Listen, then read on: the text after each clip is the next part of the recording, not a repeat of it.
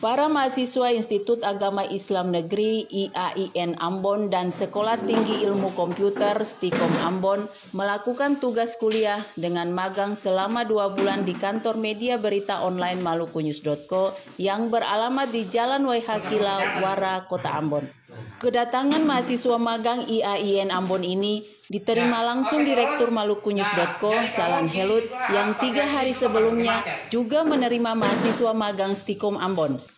Magang mahasiswa IAIN maupun Stikom Ambon ini dalam rangka memenuhi salah satu mata kuliah yang menuntut mereka bisa dekat dengan dunia kerja.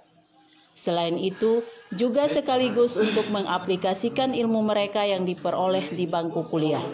Mahasiswa magang yang berjumlah 8 orang ini, mereka dari jurusan jurnalistik IAIN dan untuk Stikom, bidang aplikasi dan jaringan. Selama 2 bulan magang, mereka nantinya akan dibimbing oleh tenaga-tenaga terampil dan profesional yang ada di malukunews.co. Untuk diketahui, malukunews.co tercatat sudah beberapa kali menerima mahasiswa magang, bahkan sudah menjadi langganan setiap tahunnya.